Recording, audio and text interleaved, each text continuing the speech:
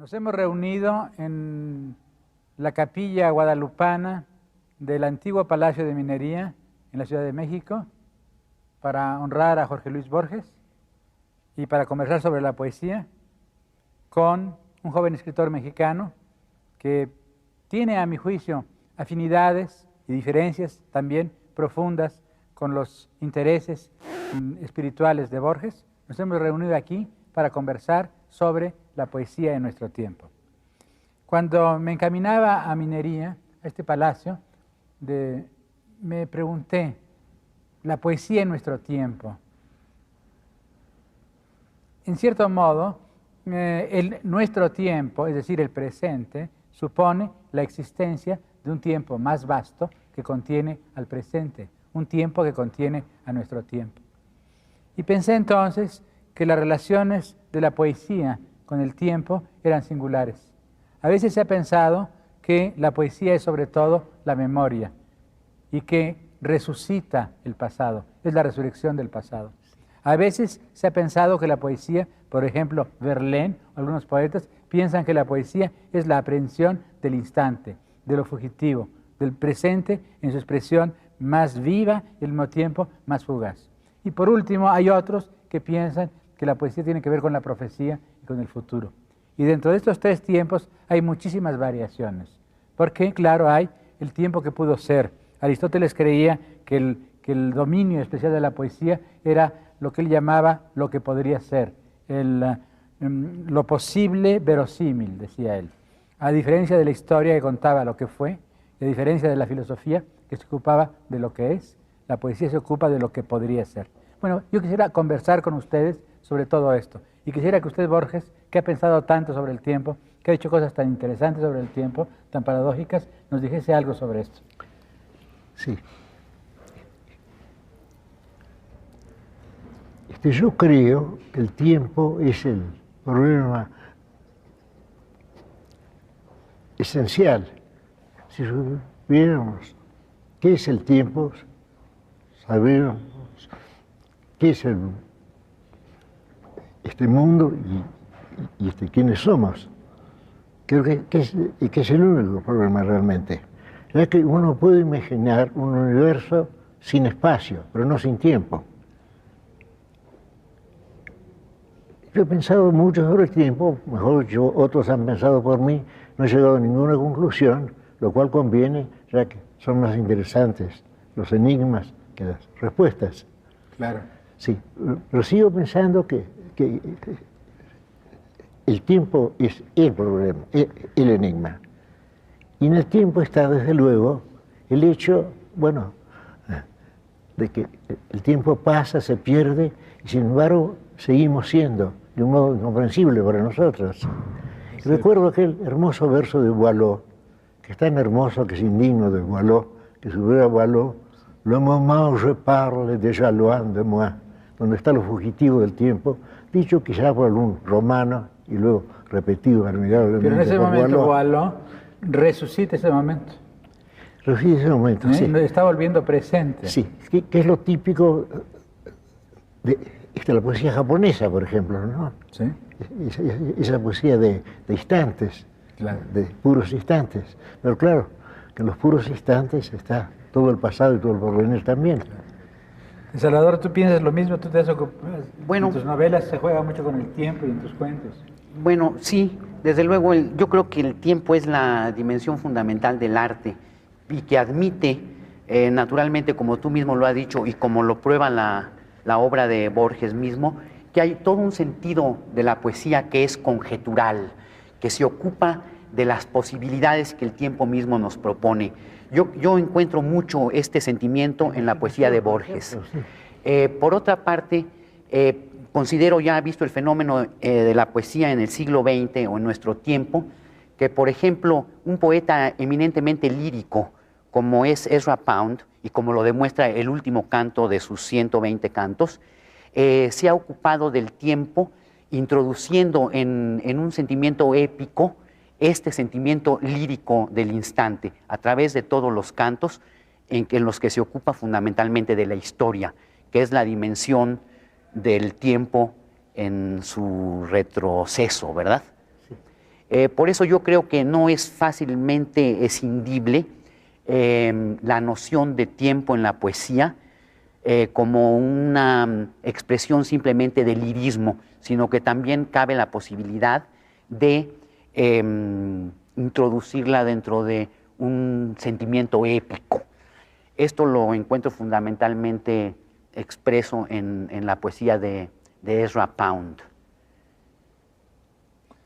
Sí, lo malo es que es una poesía. La épica en general nos presenta una idea clara del pasado, más o menos clara. Y el mundo de Pound no es el mundo histórico tal como nos lo presentó la antigua poesía épica, sino más bien es el pasado de un erudito que además tiene ideas políticas equivocadas. Bueno, Sí. Dígame, Borges. No, yo pensé que sería mejor si eligiéramos un ejemplo de poesía, que no fuera un autor o un poema, que fuera, digamos, un verso, una línea, una metáfora, y luego ver si estamos de acuerdo en esa elección. Yo creo que conviene empezar por algo concreto, ¿no? Sí. Empezar por una línea y luego veremos si estamos de acuerdo en que esa línea es poética. De modo que yo empezaría por esta línea, cuyo autor no importa, y además no creo poder recordarlo en este momento, es muy breve y enseguida sabremos si nos ha tocado o no. Bueno, la línea es simplemente luna, espejo del tiempo. Bueno, yo siento eso como poético. Ahora querría saber si ustedes comparten ese sentimiento. Y creo que es fácil porque es un ejemplo muy breve, 4 palabras. Claro. Podemos suprimir la luna es el espejo del tiempo. ¿Para qué? Luna, espejo del tiempo. Luna, espejo del tiempo. Y además se relaciona con lo que usted, Paz, dijo sobre el tiempo y su importancia esencial. Ahora, ¿usted lo siente como poético o no? Yo lo siento no solamente, bueno, yo siento que es poético en el sentido más profundo, diríamos, de la expresión del adjetivo poético, en el sentido que por una parte nos lleva a otra realidad que no es la actual. Al mismo tiempo es una expresión y absolutamente abarca los siglos, exacta. Abarca los siglos. Sí, y es totalmente exacta. Y contrasta lo frágil de esa cosa blanca que vemos en el cielo y el tiempo, del mucho tiempo, ¿no? All over yesterday. Yo lo veo de este modo. Sí. Veo que tiene distintos derivaciones, distintos aspectos esta metáfora. La primera y más evidente, al comparar a la luna con un espejo, bueno, el espejo tiene que ver con el agua también. Así, es decir, la luna refleja algo, refleja al tiempo. Sí. Refleja el tiempo, pero refleja el tiempo, pero el tiempo no es algo inmóvil, el tiempo es fugaz, el tiempo está moviéndose. Y la frágil luna dura lo que dura el tiempo. Exactamente. La luna cambia durante todo el mes hasta que desaparece y regresa. En esta imagen, luna, espejo del tiempo, encuentro, por una parte, la fugacidad del tiempo. Y al mismo tiempo, otra de sus características más extraordinarias, la vuelta del tiempo, la recurrencia del tiempo. El tiempo pasa, pero también el tiempo regresa. Bueno, les diré ahora que es Imágenes de un místico persa. Lo leí en la historia de la literatura persa. Es precioso. Yo pensé que era un poema japonés. Bueno, merecería hacerlo. Sí, merecería ser un buen haiku. ¿Y usted qué piensa? Yo pienso que la periodicidad de la luna ha permitido medir el tiempo por ella. Entonces yo creo que, inclusive en sentido estricto, el verso que propone Borges se acomoda perfectamente bien a una especulación ulterior. Pero yo sí me permitiría agregar otro verso al que ya ha agregado Borges. Portátil. Yo agregaría el verso La mer toujours est commencée de Valéry. Bueno. Si no refleja ese movimiento del mar, también esa periodicidad y ese flujo y reflujo que son aquellas medidas por las que conocemos el tiempo. sería mejor que opinar usted antes. Bueno, no sé. Lo que pasa es que en este verso de... La mer, toujours recommencer. Que es el final del cementerio marino, si no recuerdo mal, hay sobre todo el comenzar del mundo. Y que ese comenzar es continuo. El mundo siempre está naciendo. Nace todos los días. Es hermoso. Bueno, yo lo siento menos. Yo siento que ahí el mar queda reducido a un teso, a la tarea de un escritor, un borrador casi, a un texto. Y me parece que el mar es mucho más. Creo que el mar, si se habla del mar, uno debe sentir el mar. Por ejemplo, por mares nunca dantes navegados, o de Kipling, Who has desired the sea, the sight of salt water unbounded. Ahí uno oye el mar, uno lo siente. En el verso de Valéry no, es inmóvil todo. Es inmóvil, es un lago. El mar de Valéry es un mar abstracto, ni siquiera. Bueno, también puede ser el Mediterráneo, pero lo que yo quiero decir es que es un mar que cumple una función filosófica. Es una alegoría filosófica del tiempo. Está bien, pero a mí me gusta mucho el cementerio marino, pero sí creo que la luna, espejo del tiempo, es mucho más, más compacto, además, más complejo. El cementerio marino es un poco ridículo, digo marino. Tendría que ser el cementerio cerca del mar. La palabra marino no sé si puede usarse prudentemente, ¿no? Esos versos que yo cité, aquel de Kipling, Who has desired the sea, the sight of salt water unbounded, uno ya está en el mar. Sí. Se siente el vaivén del mar. El vaivén del mar y también la provocación del mar. La provocación del mar también. Citaré pedantescamente un verso en anglosajón. On flot de sea feo y huitan, viajar lejos bajo el poder del mar. Ahí también se siente el mar, me parece, ¿no? El mar se siente de sea feo y huitan. Le pides a Américo que el mar monótono, la monotonía del mar, eso también es muy importante. Y a propósito del mar... Sí, pero yo no lo siento como monótono. Es curioso, porque los primeros místicos de Occidente, que no fueron cristianos, yo no lo sabía, hace poco leyendo un libro de un profesor inglés, Dodds, me di cuenta que los primeros místicos de Occidente fueron los neoplatónicos. Bueno, el primero fue Plotino, pero incluso antes que él, Numenios y otros. Y uno de los primeros que describe esta sensación que después los místicos cristianos van a insistir mucho, del alma perdida en la inmensidad, no encuentra otra imagen que decir, y entonces uno se interna en sí mismo, en la inmensidad de sí mismo, y se ve perdido en la desolación del mar. Es muy impresionante. Muy lindo también. Porque esto ya no es una metáfora, sino es más bien una descripción de un estado psicológico, pero al final interviene la metáfora. Pero creo que nos hemos desviado un poco, yo no di un verso, sino...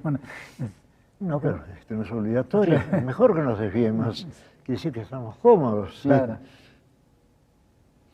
Qué raro, hay países que no han sentido el mar, España, por ejemplo, países que lo han sentido, Portugal, Inglaterra, los escandinavos, y Hugo sintió el mar, desde luego. Claro. Pero en general, los españoles no. En el Quijote, por ejemplo, es en Góngora aparece el mar. Sí, pero era un mar tan, maculado de mitología, ¿no? Sí. No sé si es el mar directamente o el mar visto a través de la literatura. El mar que el pie argenta de plata y libro es demasiado retórico. Pero hay un momento en el Polifemo de Góngora en que el mar asume la función de un espejo, como la luna. Cuando Polifemo se ve en el mar, y dice Góngora que Polifemo se ve en el mar, dice, como en las neutralidades de un espejo, ve su propio ojo como un sol. Dice que entonces Polifemo se siente satisfecho. Bueno, pues yo soy, digamos, indigno de ese verso. Yo no lo siento como bello, lo siento como raro. Raro, yo también lo siento más raro que lindo, como decía mi padre, sí. Me parece que es el efecto de Góngora, ¿no? De ser más raro que lindo. Él no se propuso la belleza, sino sorprender. Es cierto, sí, lo cual es Creo que la poesía... ¿Cómo? Creo que la poesía no debe... Sorprender. No, creo que no. No sé, yo no... ¿Tú qué piensas? Yo, bueno, no sé, Gracián dice que posiblemente la máxima virtud del poeta es la discreción, o sea, lo contrario de sorprender, ¿verdad? Sí, es verdad.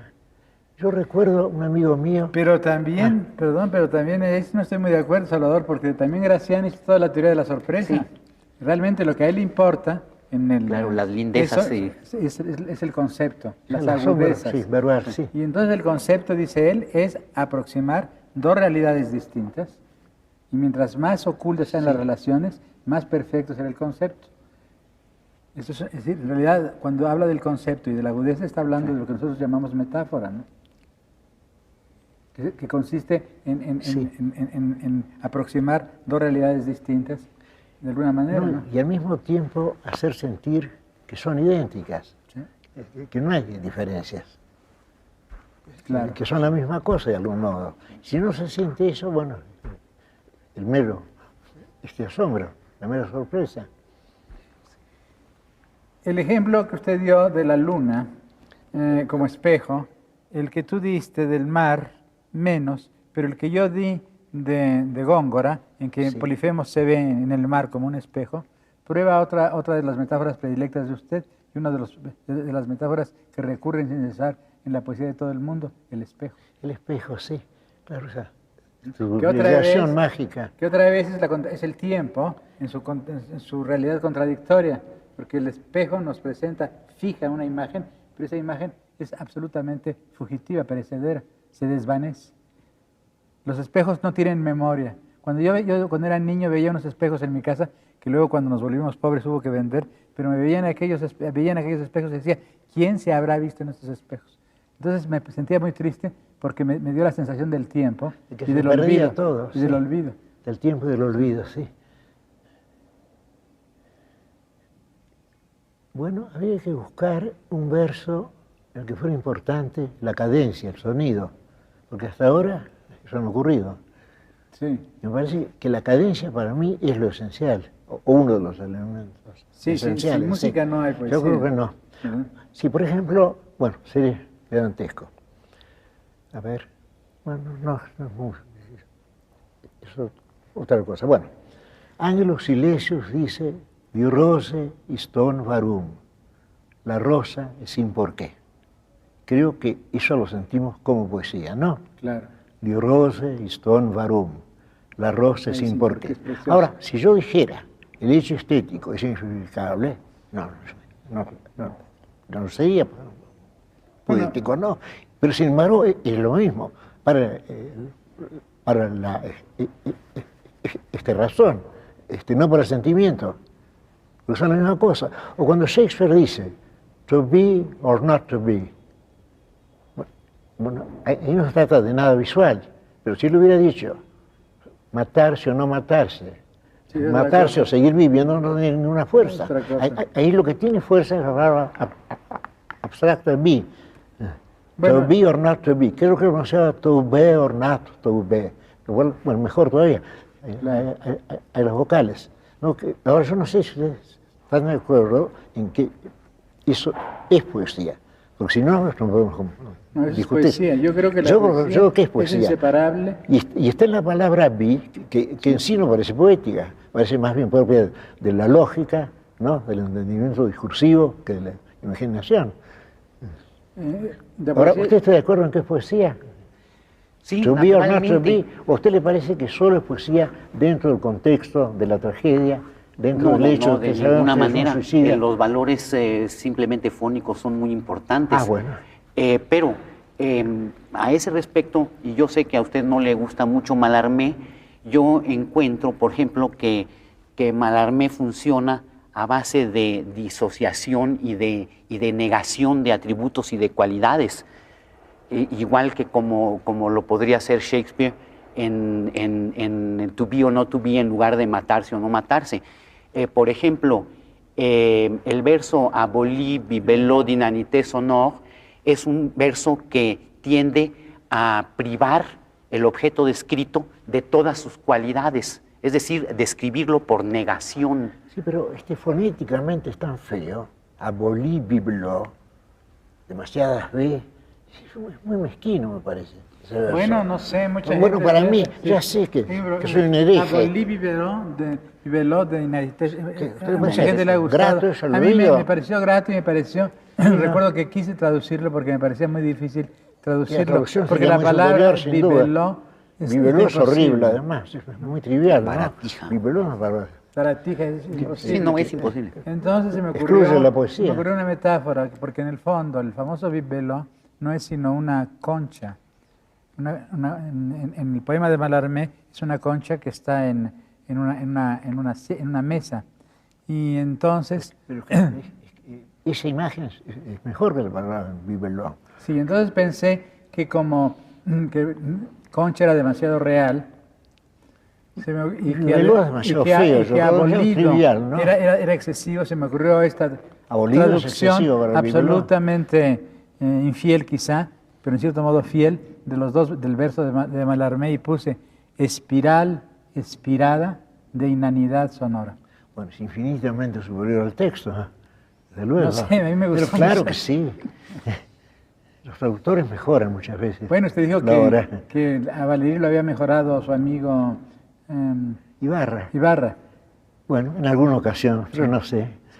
La pérdida en rumor de las riberas, mi lindo verso. Precioso. Sí, la pérdida en rumor de las riberas y de la literación, rumor riberas. Pero en cambio, esos versos espléndidos, ¿cómo es?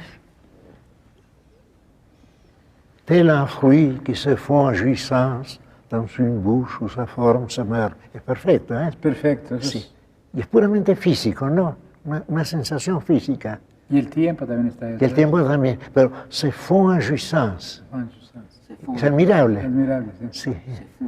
Qué raro que lo haya escrito.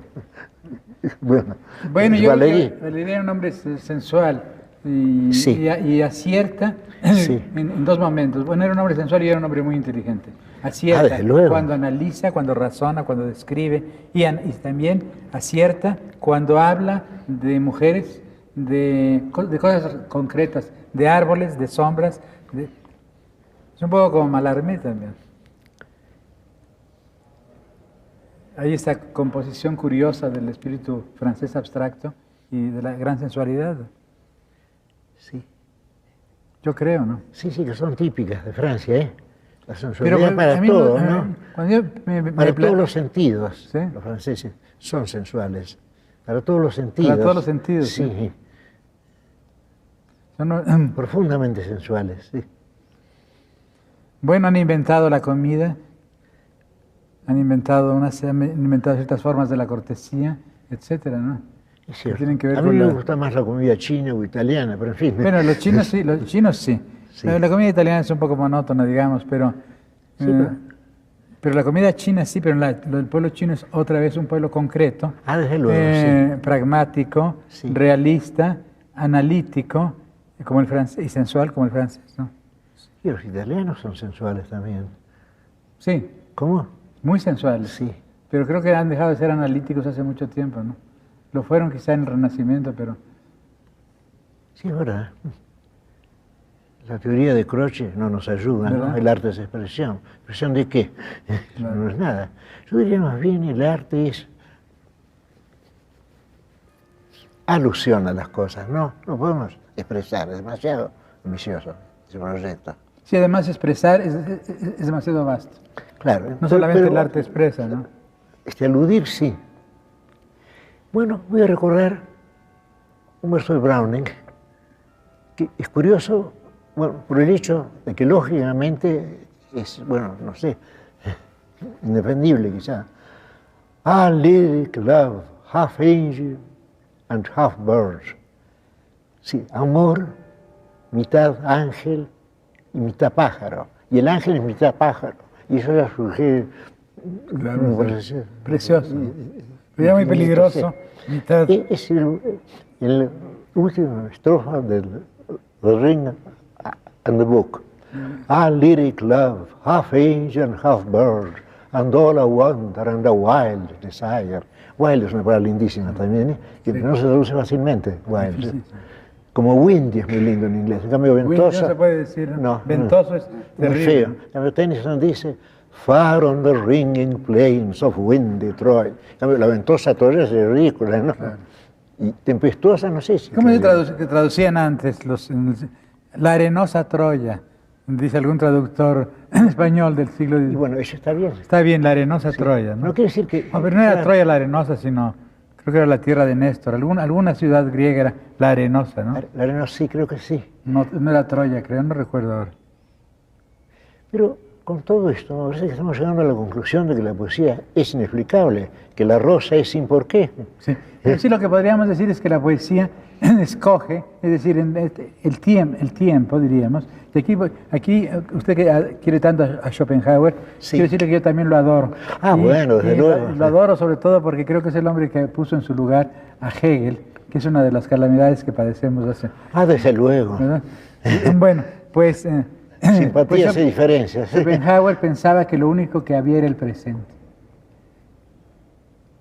Que realmente el tiempo era sobre todo presente. Claro, porque el pasado, ¿qué es? Memoria, es decir, fábula, es decir, mentira, ¿no? Claro. Y el futuro es una conjetura del presente.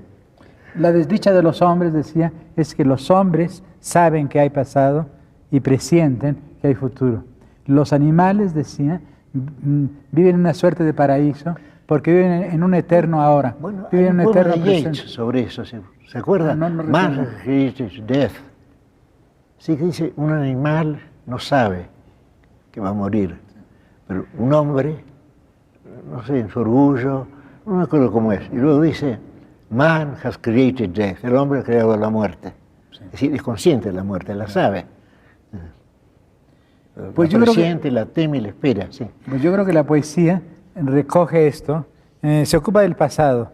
No solamente la poesía, bueno, la poesía lírica, desde luego, Verlaine, todos los grandes poetas líricos a veces hablan del pasado, pero también los poetas épicos, pues su función es el pasado. ¿Pero qué hacen? Presentan el pasado, es decir, lo hacen presente. Lo hacen presente, desde luego, sí. Y lo mismo, y ahora, poesía del futuro hay muy poca, y en general mala, me parece. Pero es posible que... Pero Guillén hace poesía con el presente, ¿no? Sí. ¿No le parece? Sí. Jorge Guillén. Jorge Guillén, sí, claro. Sí. En cambio, la felicidad siempre se le ve, bueno, como un paraíso perdido, Bueno, ¿no? él está contento con su presente, ¿no? Sí. Es muy difícil Es eso. muy difícil, sí. En el mismo Whitman es elegíaco todo, ¿no? O falso. Y Uno luego siente tiene, que y su luego es felicidad futuro. Y luego es profeta, y es sí, un Hayam, ¿no? Sí, la verdad, conviene no ser profeta, ¿eh? Sí.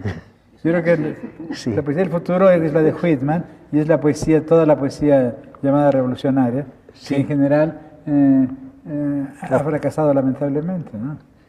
Sí, yo creo Como que poesía Whitman es un nueva. gran poeta culpable de muchos males, ¿eh? Culpable de muchos malos poemas. De muchos malos poemas, de mucha retórica en el sentido más melancólico de la palabra, ¿no? De mucha elocuencia en el peor sentido también, ¿no? Comprendo la reserva de muchos poetas norteamericanos como Eliot y Pound frente a Whitman. Sí fue eso, pero usted lo tradujo, es un gran poeta. A mí, Creo que no hay ninguna duda. Es Y además extraordinario. inventó algo muy curioso. Ese libro, Rivers of Grass, tiene por lo menos 3 personajes. Whitman como hombre, Whitman como mito y el lector también, ¿sí? que es parte del texto. Sí. Un curiosísimo Y Whitman experimento. como personaje de sí mismo, también Claro, el Song of sí, Himself, o Song sí. to Himself. Claro. No, to himself, no, of self. Of himself. No, of myself. Of myself, sí. No of to myself. myself. No, Of of. myself. Sí, No bueno, tú, no sí. me acordaba yo de eso. Es un Solo experimento myself. que no se ha imitado, ¿no? Esa idea del poeta, que es el lector también. Ahora, eso quizás siempre se dé, pero no de un modo tan frecuente o tan evidente como en Whitman, Sí. que descubrió todo aquello, curiosamente, el año 1855. Leerían a Whitman en su época. Bueno, yo creo que Emerson sí lo logró. Sí, lo logró, pero en general debe haber resultado muy extraño, ¿no? Muy extraño, escandaloso y apoético, ¿no? Habrán notado sus inculturas, sus neologismos, ¿no? Su invención desdichada de neologismos, ¿no? Camerado, Sí. etcétera. Y luego su Y el hecho de ser un hombre, su ser un optimismo, hombre inculto, su porque lo era, optimismo. ¿no? Hay una cosa que no les... Hay dos grandes poetas del siglo XIX que admiro a los dos mucho, pero que los dos me parece que son demasiado optimistas y que Hugo. fueron muy poco proféticos, Hugo y Whitman. Y los Cierto. dos presumían de profetas. Qué raro que y se fueran equivocaron contemporáneos y totalmente. que no se conocieron, ¿eh? Sí. Es que los contemporáneos siempre secreto. Sí. Y, sí, y se habrían No fue el querido caso de mucho, ¿eh? Poe. Se habrían querido Sí, mucho, ¿no? les gustó mucho. Whitman a Hugo y viceversa. Claro. Y nunca llegaron a hablar el uno del otro. Bueno, como Shakespeare y Cervantes. ¿Qué decías de ignoraron. Poe? No, que es el mismo caso de Poe, pero ya no me acuerdo acerca de por qué lo dije. No, pero yo creo que Poe es más importante lo que él originó que lo que él hizo Claro, personalmente. claro, es más naturalmente. importante como Yo, es que en términos de invención, sí, fuente, manantial, ¿no? Estímulo. Porque como poeta suele ser mediocre, ¿eh? Como poeta, él. Ahora como narrador, no, creo que Arthur Gordon Pym. Bueno, hay el lindísimo, equívoco sí. extraordinario de Poe, ¿no? Que, por una parte, en los países de lengua inglesa, cada vez que iba, cuando era más joven y fui por primera vez a los Estados Unidos, como buen latinoamericano, les declamé a Poe y se rieron de mí y me dijeron que es un poeta muy vulgar, hay mucho ruido, falso ruido, Y claro. confunde. Y en cambio los franceses... sí. Entonces, claro, lo que Sí. pasa es que Poe tuvo la buena suerte de que lo tradujesen y lo admirasen Baudelaire y luego Mallarmé, ¿no? Sí, porque Emerson lo llamaba The Jingle Man, el hombre del sonsonete. Sí. Ah, Poe, The Jingle Man, decía. Refiriéndose a las campanas, sobre todo, ¿no? Están jingling y tinkling. Las incómodamente. campanas son un tema funesto para todos los poetas, como lo pudimos apreciar el otro día. ¿sí? Es cierto, la verdad que tuvimos una prueba irrefutable. Pero Y sin embargo, en sí es muy lindo una campana. sí. Sí. ¿Usted no ha conseguido oír las campanas en Poe, Borges? No, he conseguido oír eso, el jingle, ¿no? Sí, a mí lo que me parece no, importante... pero hay versos felices en Poe, me parece, ¿no? And the red winds are withering in the sky, por ejemplo, ¿no? Los vientos rojos se marchitan en el cielo.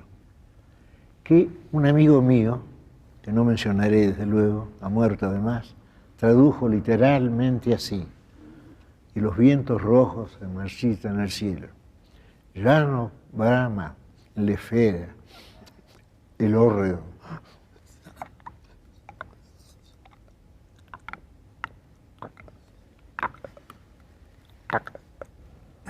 Aquilón. Aquilón. Sí, es horrible, ¿no? Horrible, sí. Ya no brama en le fera el hórrido Aquilón. Él me dijo, palabra por palabra, sílaba por sílaba, una versión literal. Yo no me di cuenta de eso, ¿no? Un hombre muy inconsciente, sí. Yo elogiaría mucho a Poe, sobre todo por la invención del procedimiento, más que por las realizaciones Yo creo reales. que sí. El No, porque proce- fue un hombre de genio, es indudable, me parece. Además, ha engendrado tantas cosas. Claro, engendró De- toda la poesía francesa moderna, prácticamente. Sí. Bueno, Y el género Bueno, policial también. hablando grosso modo, ¿no? Sí, sí, y el género policial también. Claro. Y la literatura fantástica, bueno. y, bueno, inventó Vale. la poesía francesa moderna porque la poesía francesa moderna lo inventó a él. Es una de las cosas más sí, notables. sí, sí, es recíproco. Porque el Poe de Baudelaire y el Poe de Mallarmé no son los... No son el original. No son el Es que Poe real. posiblemente nosotros sepamos inglés mejor que ellos, ¿no? Y eso nos permitió que ellos lo hicieran de otro modo. Mallarmé era profesor de inglés, Sí, pero yo es me cierto. pregunto cómo sería su inglés, ¿no? Yo creo que era muy bueno. Yo he leído su manual, las Sí. palabras inglesas, y es tiene un conocimiento absoluto. ¿No sé? Ahora Baudelaire no sé, pero no Sí, importa. quizá. No importa, el Es mejor sentimiento que haya sido así. de la lengua es Bueno, más Baudelaire se importante. veía en Poe. Se veía en poesía. Eres Y le un rezaba retrato. todas las noches, creo. Sí, rezaba. Sí. En los Mon cœur mis ennuis, yo creo, dice que rezar todas las noches a Poe y luego a una tal Marieta, no sé quién es Marieta, y no sé, Y Marieta, algo así, menciona un nombre de mujer. Pero no es la Venus Noir, no. No es Jean No es Dujardin. Madame, no sé cuánto. Tampoco. O No puede lo que me sé. equivoque, hace años que lo leí, pero en fin. No, pero es que en ese momento ese nombre sería el nombre único, Sí. el nombre irreemplazable, ya que eso cambia. Bueno, yo creo que además ahí está la poesía presenta la realidad, la vuelve presente, pero también la inventa, en cierto modo, es una continua invención de algo que de todos modos es, de alguna manera es, aunque no sea lo mismo, es un continuo juego con la realidad y la irrealidad, ¿no?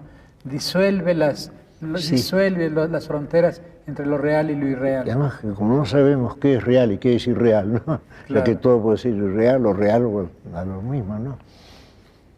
En realidad, estos jóvenes norteamericanos que están tan interesados en el budismo deberían darse cuenta que la poesía es una suerte de camino hacia negar las fronteras entre lo real y lo irreal.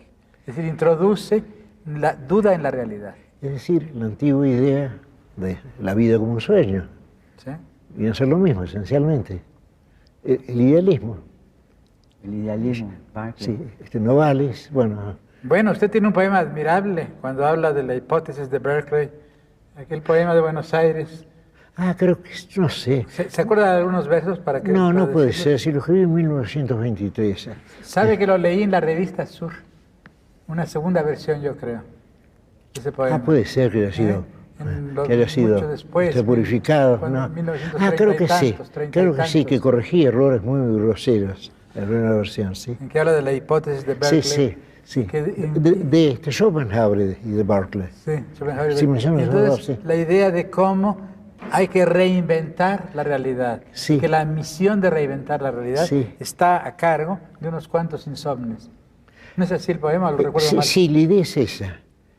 Sí, de que el mundo puede desaparecer fácilmente cuando solo es el sueño de algunos insomnes. ¿No? Esa es la idea del poema, ¿no? El Esto es argumento muy- del poema, sí. Quizás sí, el argumento es bueno, el poema no sé. No lo El poema es recuerdo. uno de los poemas que más me Bueno. emocionó y me Bueno, tocó muchas gracias. mucho Usted cuando lo lo ha leí. mejorado muchísimo leyéndolo. Usted ha cumplido con su función de lector de mejorar el texto No, que bueno. lee o de modificar el texto que lee. ¿Sí? Como yo, no me releo nunca, no puedo recordarlo. Borges, pero sí se relee, porque usted corrige mucho. Sí, corrijo muchísimo y creo que tengo el derecho de hacerlo.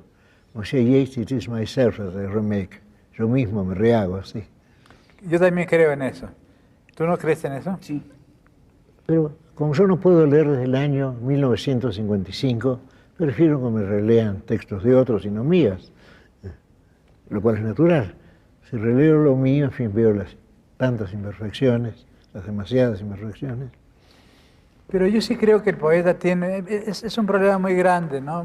Que el poeta sí tiene derecho a corregir su propio poema, Yo creo que no hay ninguna duda, ¿por qué no va a tener a derecho? condición de que lo mejore. A veces se equivoca, eso sí es un problema distinto. No, por ejemplo, le criticaron mucho a Wordsworth, la crítica inglesa, la primera versión del Prelude, Sí, Prelude, sí. y la segunda versión. Bueno, sí, están en un solo volumen las dos, Sí. que yo tengo en casa, sí. Y es superior. Bueno, yo prefiero la Lástima. segunda versión, La pero segunda la crítica versión. inglesa prefiere la versión, me imagino, porque por un prejuicio Yo creo que es un romántico prejuicio y político. sentimental, ¿no? Sí, porque en la primera versión Wordsworth es menos, cree más en la Revolución Francesa que en la segunda versión. Pero eso que nos interesa, yo diría que absolutamente nada, ¿no?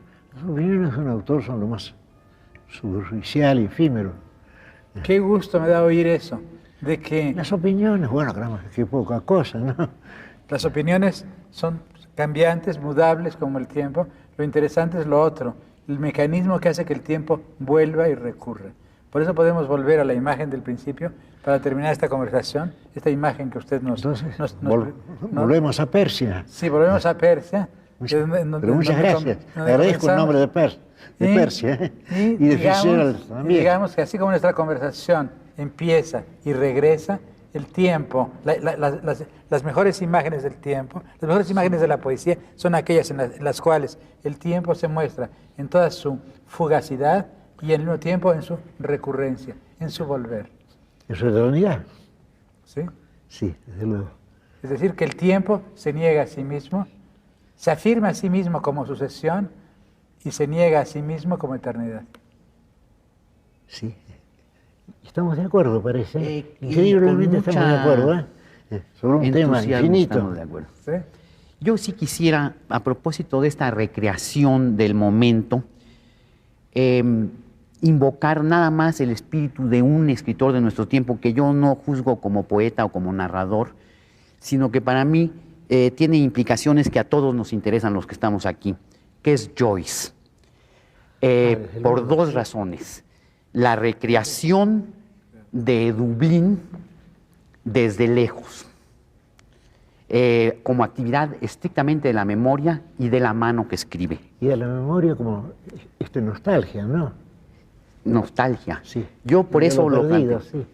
Y algo Yo perdido quisiera que saber, es muy precioso. Borges, cuál ha sido su experiencia respecto a la escritura desde que usted no ve y que el universo literario forzosamente se le transmite oralmente.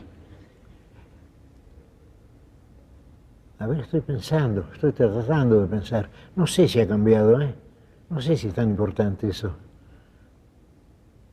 Yo diría que, desde luego, yo tiendo, bueno, yo estoy solo a veces, y cuando estoy solo tiendo a soñar, a imaginar, a planear. Pero eso es todo, ¿no? Y llevo una vida más literaria que antes, bueno, porque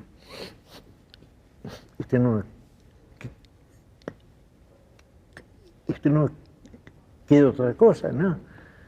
Por un hombre solo y ciego, ¿qué otra cosa le queda sino la invención, la imaginación, la nostalgia, la esperanza, que puede ser terrible también? Ahora, Joyce decía que la ceguera era lo menos importante que le había ocurrido en la vida. Pero yo creo que está jactándose, ¿no? La ceguera es importante. Es una forma de soledad, una forma de aislamiento, sí. Y de encarcelamiento también, ¿no? El hecho de no poder cruzar la calle. Claro. Y además, el hecho de no poder leer un libro. De estar rodeado de libros que están lejísimos, de hecho. Sobre todo en nuestra época. Y sigo comprando libros, y sé que no los leeré nunca. Yo sigo comprándolos porque hay algo en la gravitación, cercanía del libro, ¿no? En la amistad del libro, de ese objeto sagrado que es el libro.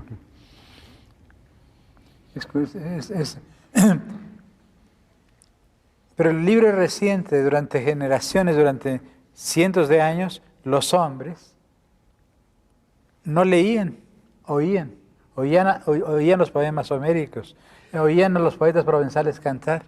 Bueno, yo querría observar, en fin, yo he observado que si uno lee algo realmente poético, uno tiende a leerlo en voz alta, aunque no esté solo, ¿no? Claro. Si usted lee un poema y no alza siquiera ligeramente la voz, bueno, ha fracasado el poema, o usted, o ambas cosas, o lo mismo, ¿no? Cuando uno lee, uno tiende a pronunciar, me parece. Bueno, es lo que yo creo. Pero, que sí. La prosa se escribe y se lee. Y la poesía, incluso cuando se lee, se dice siempre. Se dice, yo creo que sí. Es esencialmente oral, pero es mejor que no vocifere, ¿no? Sí, nunca. Sí, no voy a referirme a ningún ejemplo. Claro. Bueno, entonces diríamos que la poesía realmente es presente otra vez, incluso porque es sobre todo palabra hablada. Y aquí quizá podríamos terminar nuestra conversación, porque ha llegado la hora. Ha llegado la hora de volver a comenzar, de volver a claro, este diálogo tiene que ser infinito. Claro. Porque si no, si damos una conclusión sería muy triste, ¿no? Nos veremos aquí. Como dice usted en su poema, ¿cómo es el poema? Además usa un adjetivo los alumnos de Pitágoras, ¿cómo es? Espere. Lo supieron los arduos alumnos de Pitágoras. Este adjetivo arduo me parece maravilloso. Alumnos, claro. Lo supieron los arduos alumnos de Pitágoras. Sí. Nos volveremos a ver aquí. Desde luego. Bueno, aquí estamos, los 3 alumnos de Pitágoras, Claro.